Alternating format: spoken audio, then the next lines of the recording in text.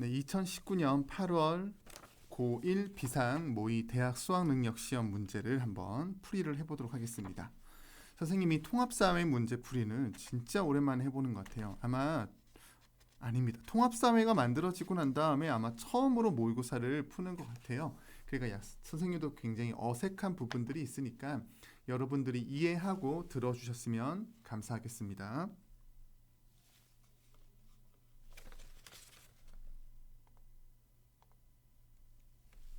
네, 1번 문제부터 보도록 하겠습니다.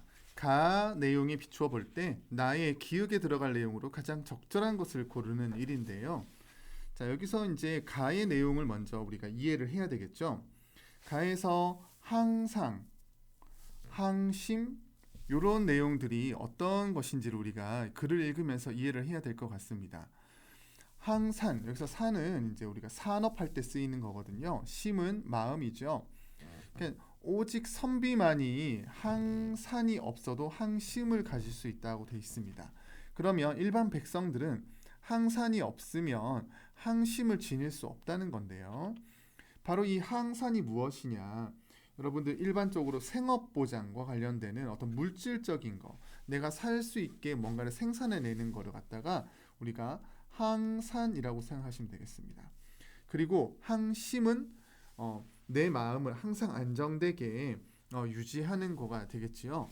그래서 일반 백성들을 위해서는요, 바른 좋은 임금이라고 한다면, 지도자라고 한다면 생업을 이어갈 수 있을 정도는 우리가 어떤 지원이나 이런 것들을 해줘야 된다라는 뜻이 되겠습니다. 그래서 나의 백성의 행복한 삶을 실현하기 위해서는 통치자들은요, 생업 보장과 경제적 안정에 힘써야 한다는 내용으로 연결이 되겠지요. 정답은 그래서 1번이 되겠습니다. 자, 2번 내용입니다. A를 중시하는 사람에 비해 B를 중시하는 사람이 갖는 상대적 특징을 그림에서 골라보자 라는 건데요. 자, A는 뭔지 한번 우리 글을 한번 읽어볼게요. 행복을 두 가지로 정리한다. 하나는 외직에 나가서, 그러니까 밖에 어떤 내가 관직 같은 거가 되겠죠. 대장군의 깃발을 앞세우고 관인을 허리에 두르고 내직에 들어와서는 비단 옷에 수레를 타고 사방을 다스릴 계책을 듣는 것. 자, 이것을 열복이라고 합니다. 자, 우리가 열복은 겉으로 보이는 어떤 출세와 성공을 뜻하는 거죠. 자, 열복은 출세, 성공, 이런 것들이 열복이 되겠습니다. 자, 그렇다면 이제 청복은 무엇이냐?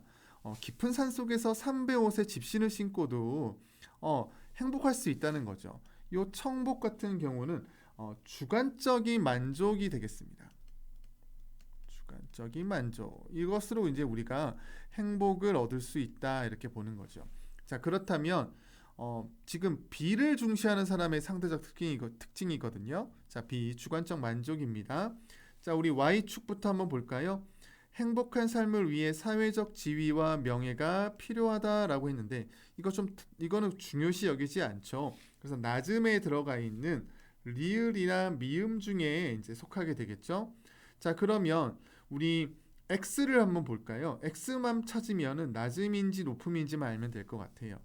행복을 누리기 위해 물질적인 부의 충족을 별로 청복에서는 추구하지 않죠. 그래서 낮음 쪽에 해당하지 않습니까? 그렇죠? 그러면은 정답은 리을 4번이 되겠습니다. 3번 넘어가 볼게요. 자, 서양 사상가가 강조하는 삶의 자세로 가장 적절한 것을 골라보는 건데요. 자, 우리 한번 읽어볼까요? 자, 배심원 여러분, 여러분은 지혜와 힘에 있어서 최고의 평판을 듣고 있는 아테네의 시민입니다. 자, 그런 여러분이 자신의 영혼이 최선의 상태에 있도록 돌보는 일에는 관심을 두지 않으면서 더 많은 부나 명성을 쌓는 일에만 몰두한다면 그것이야말로 부끄러워해야 할 일이 아니겠습니까?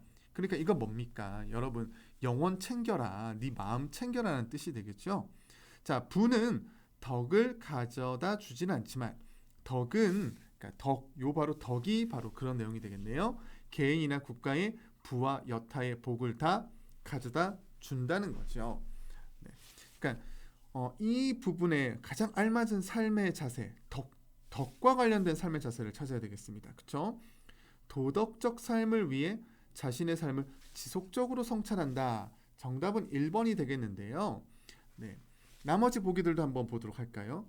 진리의 상대성을 인식하고 어떠한 주장이라도 존중한다.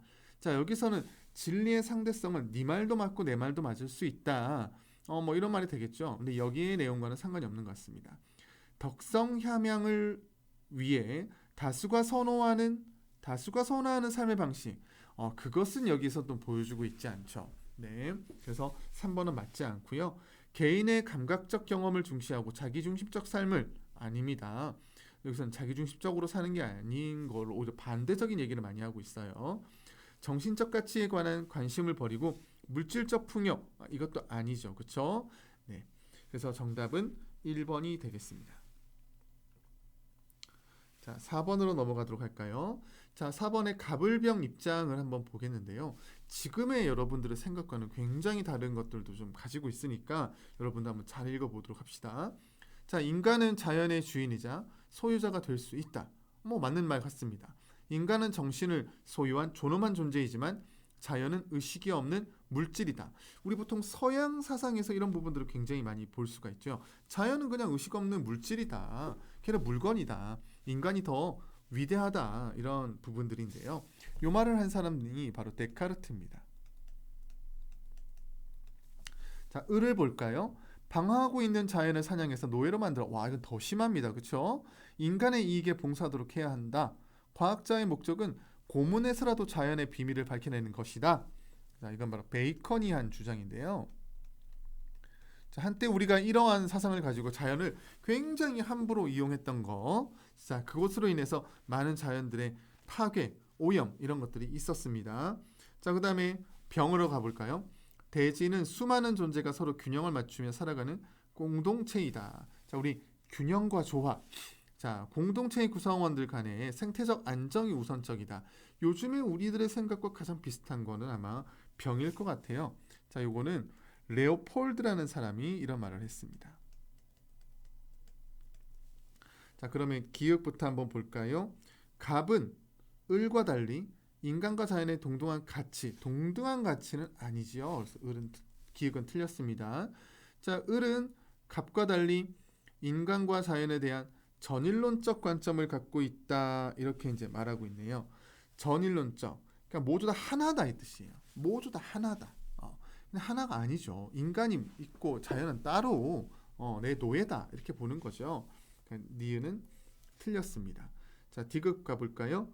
갑을은 자연을 인간의 욕구 충족. 맞죠? 자연을 인간의 욕구 충족 도구로 보는. 맞습니다. 디귿. 자, 병은요. 갑을과 달리 도덕적 고려의 대상을 무생물에게까지 확대했다. 그렇죠. 자연까지도 우리가 나와 균형을 맞추고 공동체의 구성원으로서 대해주는 약간 자연도 뭐 인간과 비슷한 어떤 그런 급에 놓고 우리가 이제 도덕적으로 그것에 대해서 생각을 해야 된다. 맞습니다. 그래서 정답은 3번이 되겠네요. 자, 5번으로 가봅시다. 기억에 들어갈 내용으로 가장 적절한 것은 무엇입니까? 인간과 자연을 유기적 관계로 바라보는 관점은 동양의 자연관에 잘 나타난다. 유교에서는 천일합일의 경지를 지향하였고 불교에서는 연기를 깨달을 것을 강조하였으며 도가에서는 무의자연을 추구하였다. 이러한 동양의 자연관, 여기서 이제 천일합일, 그 다음에 연기, 무의자연 이런 것들이 이제 동양 사상의 대표적인 부분이지요. 여러분들 특히 이제 뭐 연기라고 하면은 모든 것들에는 다 원인과 결과가 있다. 그래서 서로 연결되어 있다. 상호작용한다. 그러니까 자연과 인간은 상호작용한다. 뭐 이런 쪽으로 연결이 많이 됩니다. 그리고 자연과 인간은 하나로 보는 거죠. 그 다음에 무의자연. 자, 무의가 뭡니까? 무의와 반대적인 개념이 인위입니다. 인위. 자, 무의는 뭐예요? 꾸밈 없이, 인위의 반대니까 꾸밈 없이 자연 순리대로 순리대로 해야 된다. 자연스럽게 이런 뜻이죠. 네. 자, 그렇게 봤을 때요. 자, 우리 동양적 자연관. 자, 여기 보기에서 몇 번이 될까요? 바로 3번이 되겠네요. 인간 중심적인 자연관을 극복하는 어떤 관점을 제시했죠. 자연을 도구적 가치 아닙니다. 그렇죠? 이분법적으로 보는 게 아니죠. 하나로 보는 겁니다. 그 다음에 상호 대립적 틀렸지요. 자, 인류의 행복을 위해서 개발을 정당화한다? 틀렸습니다. 서양적 관점. 우리 앞에 4번에서 보이던 서양적 관점이 나와 있는 거죠. 자, 5번의 정답은 3번이 되겠습니다. 그 다음으로 6번으로 넘어가 보도록 하겠습니다. 자, 다음 자료에 나타난 체험을 할 수 있는 국가. 자, 나담 축제. 우리나라와도 좀 비슷한 씨름 같은 거 하고 승마, 뭐 활쏘기 특히 이런 거 좀 비슷한 부분이 있는데요. 이거 어디서 합니까? 몽골에서 아주 하는 유명한 축제이죠. 자, 그럼 몽골 어디입니까?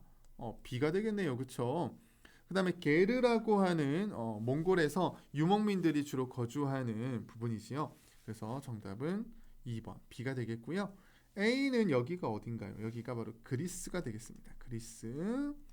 자, C는요 이쪽인데요. 여기는 우리 미얀마 되겠습니다. 미얀마. 자, 그 다음에 D는 여기 아프리카 가운데쯤에 있는 아주 큰 나라인데요. 콩고입니다. 콩고 민주공화국 이 말하죠. 자, E는 뉴질랜드가 되겠습니다. 뉴질랜드 마오리족 뭐 이런 그쪽 지역의 원주민들이 있죠. 자, 이렇게 큰 지도에서 또 다시 한번 여러분들 살펴보면 좋겠네요. 자, 다시 한번 그리스, 그쵸? 몽골, 미얀마, 콩고 민주공화국, 이는 뉴질랜드 되겠습니다. 자, 7번으로 가볼게요. 다음 두 지역의 경관을 보여주는 화폐인데, 자, 우리 구이린이라고 하는 이 중국의 지역에 이렇게 막 이렇게 솟아 올라와 있는 강에 이렇게 막 솟아 올라와 있는, 자, 옆에 사진으로 선생님이 보여주고 있는 이와 같은 겁니다. 여기를 구이린이라고 하고요.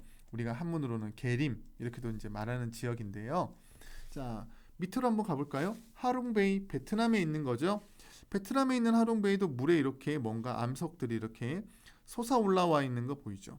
자, 이걸 우리가 뭐라고 하냐면 탑 카르스트라고 합니다. 탑 카르스트. 자, 여기서 카르스트 이게 바로 무슨 암이 용식되어 만들어진 거냐면요.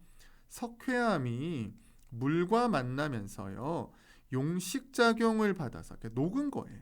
네, 용식작용을 받아가지고 만들어진 지형입니다. 자, 그러면은 여기서 몇 번이 될까요? 바로 석회암 3번이 되겠네요. 그쵸? 자, 8번으로도 한번 가보겠습니다. 자, 8번 사막 한번 찾아봐야 되겠네요. 가 어디 있습니까? 사막 한번 찾아봅시다. 자, 그리고 나는요. 여기 지금 약간 그림이 정확하게 선생님도 이게 뭘 말하는 거야 처음 이렇게 봤는데 여기 이제 우리 판초라고 하는데요. 주로 이제 고산기후에서 많이 입는 겁니다. 자, 고산기후 하면은 이제 남미, 우리 남미, 라틴 아메리카 이쪽 지역에 많이 있고요. 특히 뭐 멕시코, 우리 잉카, 마야, 아즈텍 뭐 이런 문명들 기억하시죠? 자, 가는 우리 사막 지역 어디 있나요? 우리 B로 가보면 되겠네요. 그쵸? B. 바로 이 부분이 되겠습니다. 그 다음에 여기서 멕시코와 같은 아즈텍 문명, 우리 마야 문명 이런 데가 바로 D가 되겠죠. 멕시코. 그래서 정답은 BD.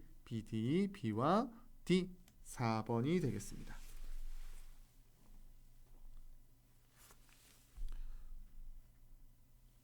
자, 9번으로 가볼게요. 다음 두 음식을 만드는 데 사용된 주요 식량 자원. 자, 음식을 만드는 데 사용된 주요 식량 자원입니다. 자, 우리 베트남의 포라고 하죠. 쌀국수. 자, 쌀입니다. 벼. 자, 일본의 초밥. 요 안에 들어가는 거 뭐예요? 밥이죠, 밥. 쌀이 되겠네요. 그쵸? 자, 쌀을 찾아볼까요? 어디 있습니까? 우리 옳지 않은 걸 고르는 건데요. 서남아시아는 굉장히 건조한 곳이죠. 근데 쌀은요. 우리 특히 무슨 농사라고 합니까? 벼농사. 쌀을 지으려고 하면 매우 고온, 다습한 곳에서 이게 이루어지는 겁니다. 그래서 1번은 틀렸지요. 아시아에서 가장 많이 생산하고 소비를 합니다. 자, 근데 우리나라에서는 여러분들이 점점 이 밥을 덜 먹어요. 소비량이 감소하고 있어요. 자, 그다음에 고온다습한 기후 맞고요. 주변에서 이런 충적지, 그러니까 강이 범람을 해서 우리 이번에 여름에 홍수 난 거 보셨죠? 그런 식으로 범람을 하는 과정 속에서 퇴적되는 평야 지역이 있는데 그걸 충적지라고 합니다. 거기에 주로 벼농사를 많이 짓고 비옥한 땅을 이용해서 이 벼농사를 많이 짓는 거죠. 자, 10번으로 가볼까요? 자, 10번에 선생님이 지금 우선 이 환경 문제가 발생된 이 영향, 이 그래프 표를 이제 먼저 보여주고 있는데요.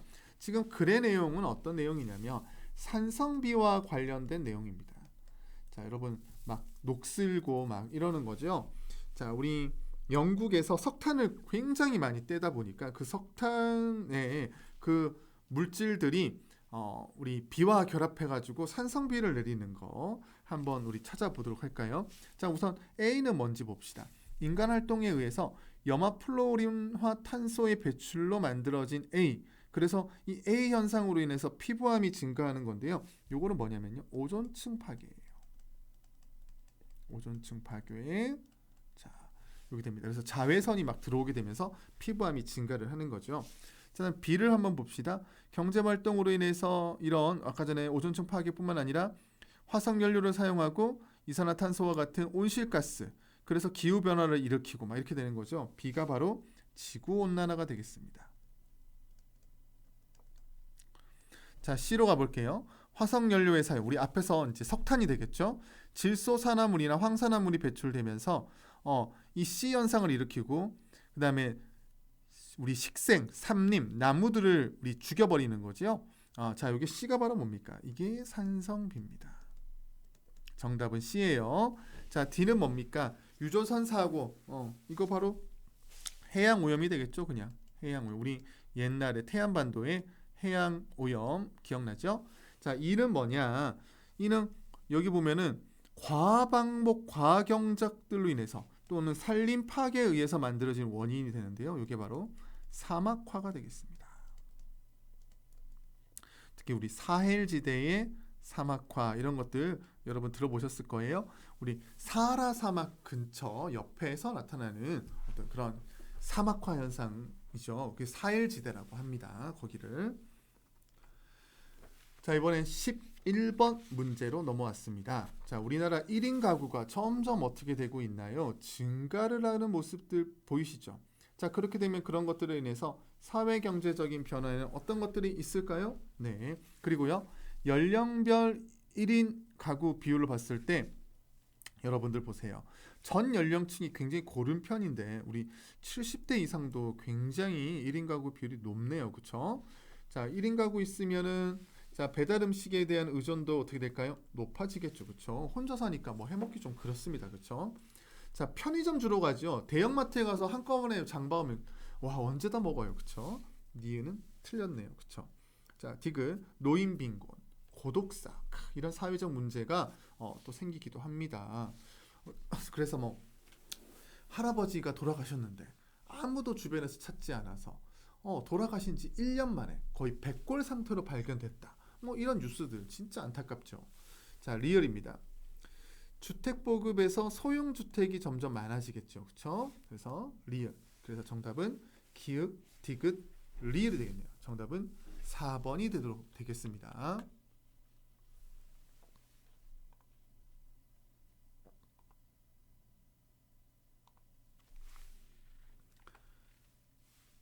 네, 12번으로 넘어가 보도록 하겠습니다. 자, 12번입니다.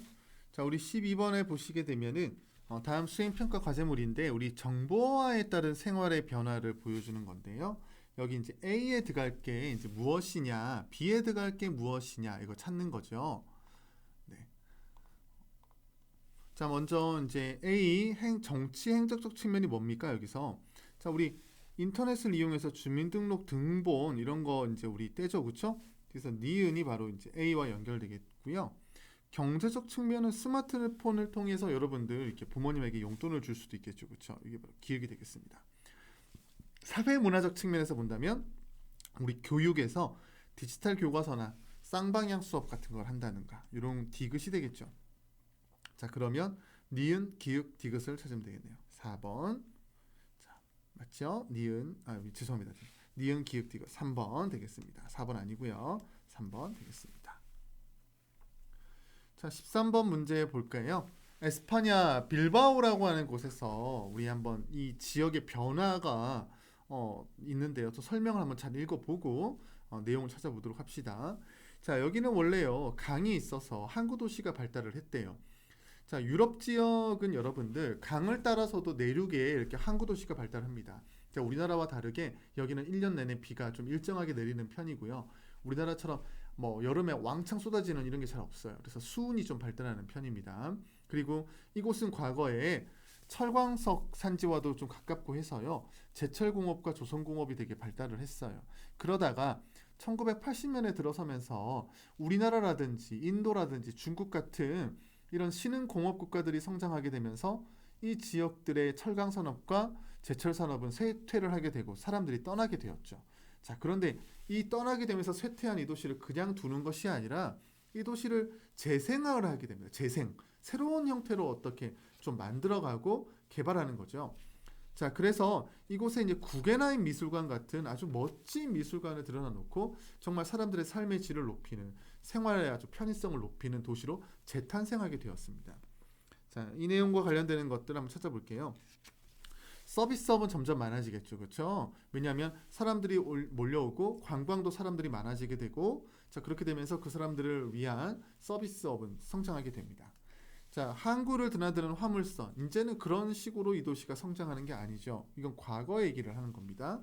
자, 디귿, 관광객 늘어납니다. 맞아요. 리을, 주민의 삶의 질이 전반적으로 좋아지게 되죠. 맞습니다. 13번에 5번이 되겠네요.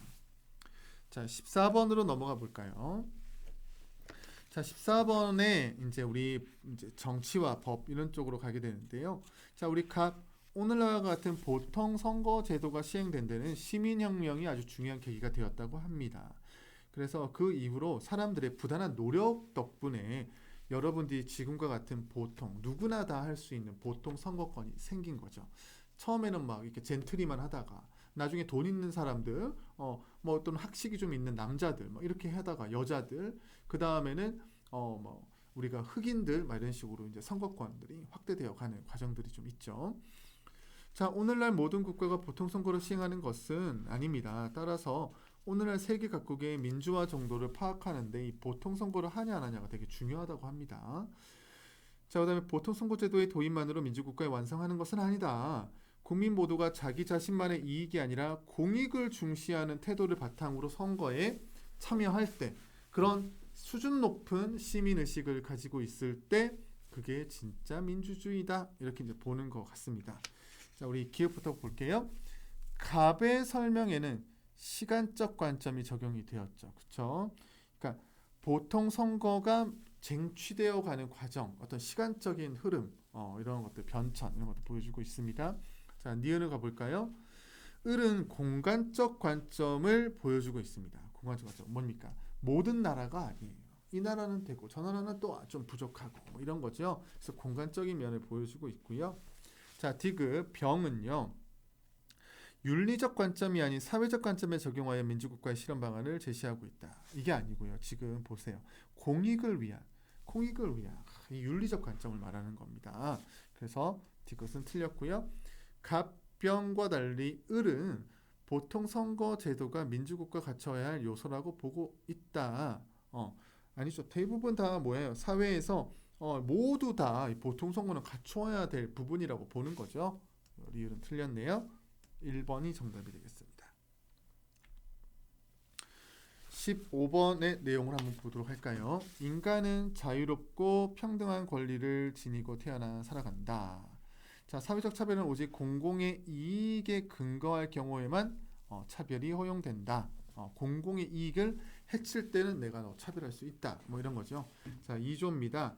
자, 모든 정치적 결사의 목적은 인간이 지닌 소멸될 수 없는 권리를 보존하는 데 있다. 이러한 권리에는 자유권, 재산권, 신체 안전에 대한 권리와 억압에 대한 저항권을 가지고 있다. 자, 제3조 모든 주민의 원리인 주권의 원리는 본질적으로 누구에게 있다?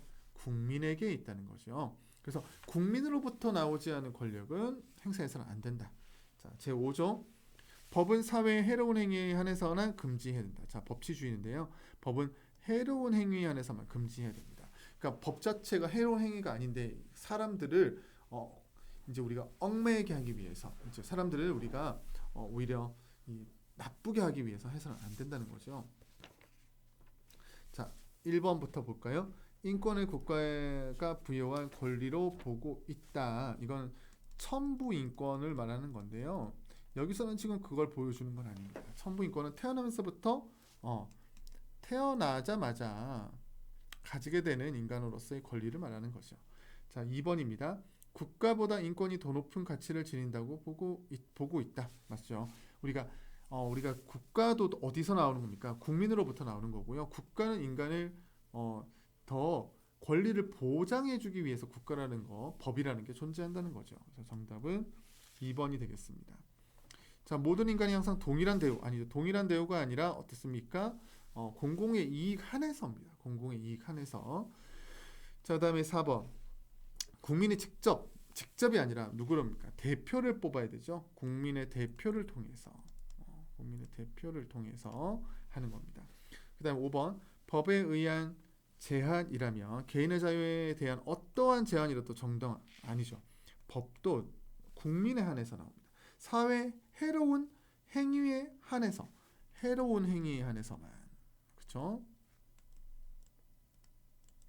요거에 한해서만. 5번도 틀렸죠. 정답은 2번이 되겠습니다.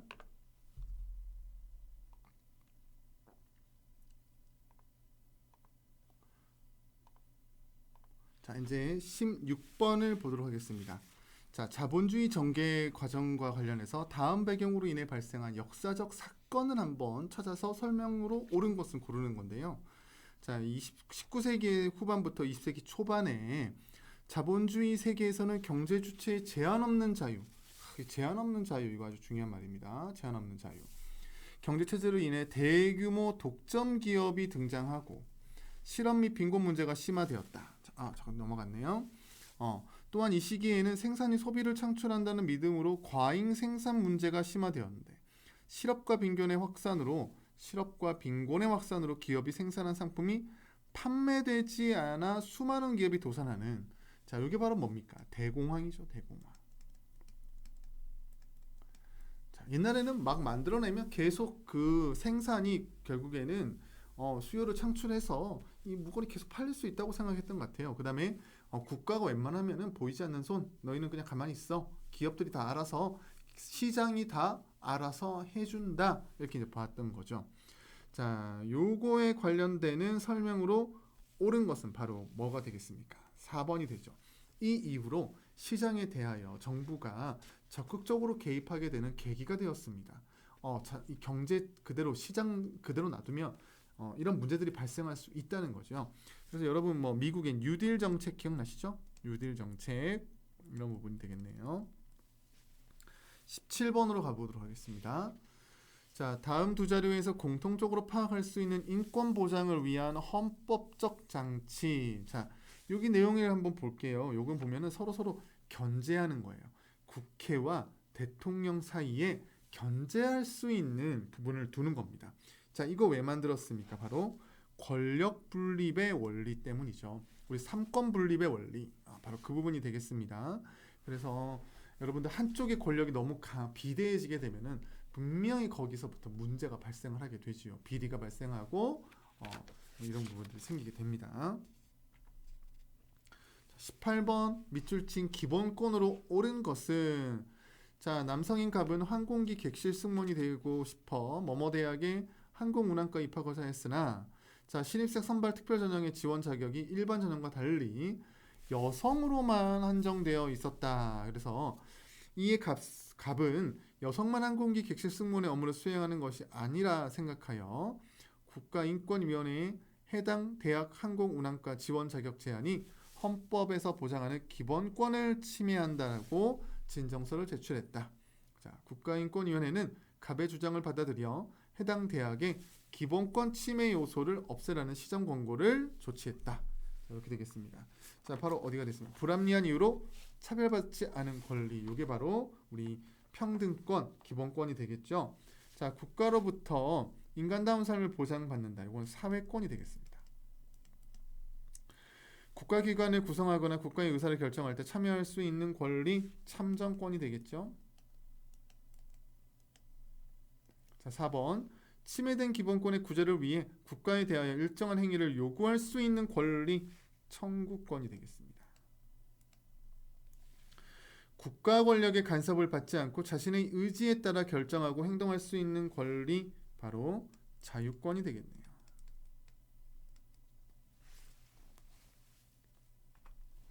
19번으로 넘어가도록 하겠습니다. 다음 자료는 현대사회에서 새롭게 부각된 인권 A와 B, 각 인권이 부각되는 배경을 나타낸 것이다. 이에 대한 옳은 설명만을 보기에서 있는 대로 고른 것은, 자, 우리 현대 사회에서 여기 보면 산업화와 도시화에 의해서 이 환경 오염이 되게 심해진 거거든요. 그래서 누구나 다 이 좋은 환경에서 살 수 있어야 된다. 이게 바로 무슨 권이냐면요, 환경권이 되겠죠. 자, B로 한번 가봅시다. 현대 사회에서 산업화와 도시화로 인해서 어떤 주택 부족, 주택 가격의 상승, 이런 것들로 인해서 우리가 좋은 집을 인간다움게 살 수 있는 최소한의 집도 가지지 못하는 경우가 있죠. 이게 바로 주거권이 되겠습니다. 자, 그러면 기업 A는 국가에 대하여 쾌적한 환경 조성을 요구할 수 있는 권리, 맞습니다. 그래서 기업 되겠고요. 니은 B는 개인이 국가 간섭을 받지 않고 자유롭게 거주할, 이건 이제 자유권이 되겠죠. 요거는 틀렸죠. 자유권입니다. 디귿 미세먼지 문제에 대한 정부의 대책을 요구하는 것은 A가 아닌 B다. 이건 A가 되겠죠. A에 해당하는 겁니다. 틀렸고요. 리을 A와 B는 모두 사람이 인간답게 살 권리를 보장하기 위해서 필요한다. 맞습니다. 리을입니다. 그래서 정답은 2번이 되겠네요. 자, 마지막으로 이제 20번 이제 문제가 되겠는데요. 우리 비교 우위, 경제적 부분에 해당하는 겁니다. 자, 갑은 A사 자동차와 B사 자동차 중 하나를 구입하고자 한다. 각 자동차를 구입하기 위해 갑이 지출해야 하는 비용과 각 자동차의 구입을 통해 갑이 얻을 수 있는 편익은 표와 같다. 그런데 A사 자동차에 비해 B사 자동차는 대기 오염 물질 배출량이 현저하게 많다. 이렇게 되어 있습니다. 자, 우리 먼저 구입을 위해 지출해야 하는 총 비용, 이게 바로 이제 명시적 비용이 되겠는데요. 그렇죠? 그리고 구입을 통해 얻을 수 있는 편익이 되겠습니다. 자, 그렇다면 합리적 선택이라는 것은 우선 편익이 무엇보다 커야 된다. 기회비용보다 커야 된다. 근데 기회비용은 어떻게 구하느냐? 명시적 비용 플러스 암묵적 비용이 되겠습니다. 자, 암묵적 비용은 어떻게 구하는지 선생님이 설명을 한번 해볼게요. 자, 기회비용 A 자동차를 구매할 때 기회비용 볼게요. 우선 명시적 비용 2천만 원이 되겠죠. 2천만 원. 자, 암묵적 비용은 무엇입니까? 내가 B를 구입했을 때의 편익이 8천만 원인데요. 요 편익 8천만 원인데 내가 그때 지출해야 되는 명시적 비용이 또 3천만 원이지요. 3천만 원을 뺀 겁니다. 자, 그래서 이제 암묵적 비용 자체가 얼마가 나오는 거죠? 5천만 원. 그래서 A의 기회비용은 얼마예요? 7천만 원이 되겠습니다. 7천만 원. 그러니까 A 자동차를 선택하게 되면은 그때 네가 구입해야 될 그 비용 2천만 원이랑 네가 B를 구입해서 얻을 수 있는 어떤 그런 편익, 이 암묵적 비용, 그 암묵적 비용으로 보는 거죠. 그게 바로 5천만 원이어서 합해서 7천만 원이다. 자, B는 자, 명시적 비용 얼마예요? 3천만 원이고요. 암묵적 비용 어떻게 됩니까? 편익 5천만 원. 요 5천만 원 여기로 오는 거죠. 편익 5천만 원에다가 그 명시적 비용을 빼면 2천만 원 빼면 3천만 원이죠. 그래서 얼마가 됩니까? 6천만 원이 됩니다. 자, 그렇다면요. A 자동차는 기회비용이, 자, 우리 A를 볼게요. A를 보게 되면 기회비용이 6천만 원이고요. 편익이 5천만 원이에요. 그러니까 오히려 편익이 더 작죠. 그렇죠? 그러니까 합리적 선택이 아니에요. B를 선택하면 어떻게 됩니까? 편익이 8천만 원인데 기회비용이 6천만 원이죠. 그래서 오히려 편익이 더 크지 않습니까? 그래서 B를 선택하는 것이 합리적인 선택이다. 이렇게 이제 보는 거죠. 자, 기획부터 한번 봅시다. 갑이 A사 자동차 구입을 선택할 경우 기회비용은 8천만 원이다. 8천만 원이 아니라 얼마였어요? 7천만 원이 되겠죠. 그래서 기억은 틀렸습니다. 자, 그리고 니은 갑이 B사 자동차 구입을 통해 선택할 경우 암묵적 비용은 얼마였어요? 암묵적 비용 좀 전에 3천만 원 구했죠. 니은 디귿 갑의 선택에 따른 기회비용은 B사 자동차 구입보다 A사 자동차 구입의 경우가 크다. 자, 기회비용은 누가 컸어요? 우리 기회비용은 A사는 7천만 원, B사는 6천만 원이었죠? 맞습니다. 자, B사 자동차 구입을 선택하는 것은 갑의 입장에서 합리적이지만 맞아요. 합리적. 경제적으로 합리적이에요. 그런데 사회적으로 바람직하진 않다. 왜? 이걸 하면 환경 오염이 되게 심해지잖아요. 그렇죠? 맞습니다. 그래서 정답은 5번이 되겠습니다. 자, 여러분들 이렇게 우리 모의고사 문제를 한번 이렇게 정리를 해봤어요. 여러분 한번 천천히 모의고사 한번 풀이를 해보시고요. 여러분들이 그동안 1학기 때 학습했던 내용들을 복습하는 계기로 삼으셨으면 좋겠습니다. 여러분들 수고하셨습니다.